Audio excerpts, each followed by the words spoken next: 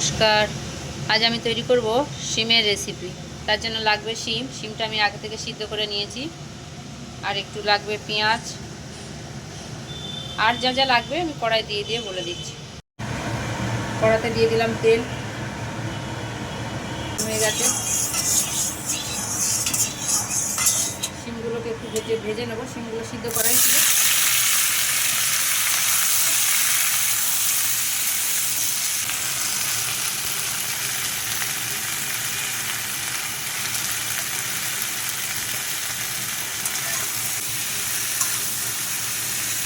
অল্প ভাজা ভাজা হলেই নামিয়ে নেব। শিমটা হালকা ভাজা হয়ে গেছে, শিমটা এবার আমি তুলে নেব। সিদ্ধ করা শিম তো, তাই অল্প ভেজে নিলাম, নাহলে শিমটা আবার গলে গলে যাবে।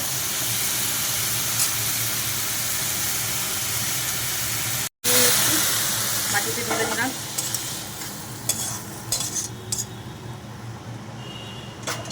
কড়াতে দিয়ে দেবো আবার একটু তেল,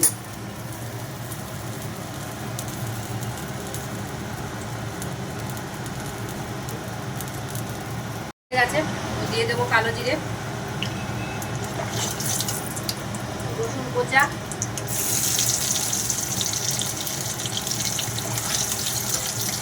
পেঁয়াজ,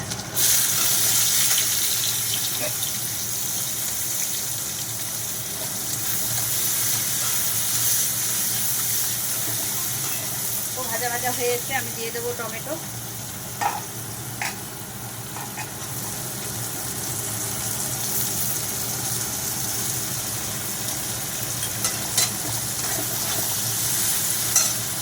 দিয়ে দেবো আমি একটু বেসনটা ভালো করে ভেজে নেব, তাহলে কাঁচা গন্ধ থেকে যাবে।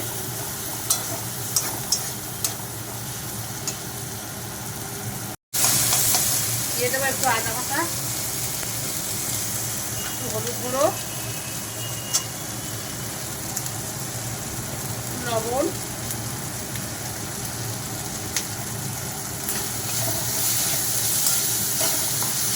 ভালো ভাজা ভাজা হোক। জল দিয়ে দেবো, কারণ বেসনটা পুড়ে যাচ্ছে, না হলে।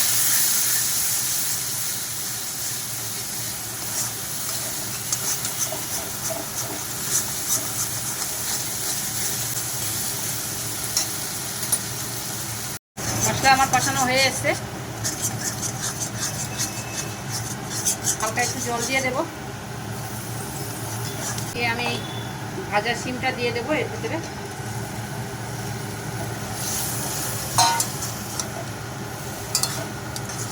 দিয়ে শিম শুদ্ধ একটু ভাজা ভাজা হোক।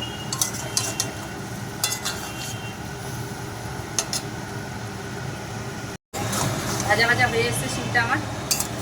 একটু হালকা জল দিয়ে দেবো, এই শিমটা একটু ভালো করে সিদ্ধ হওয়ার জন্যে।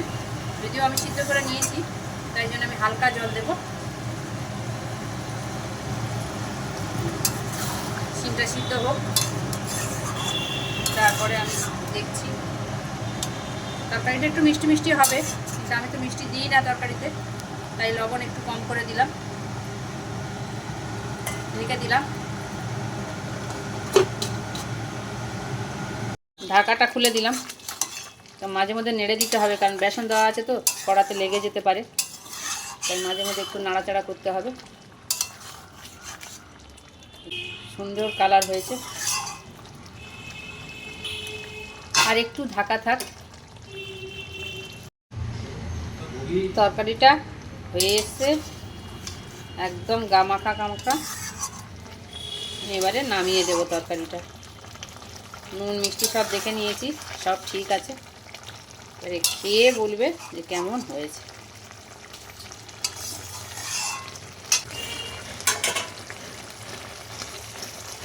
তরকারিটা ভালোই ফুটছে, তলাও লেগে যায়নি, সুন্দর একটা ভাব এসছে।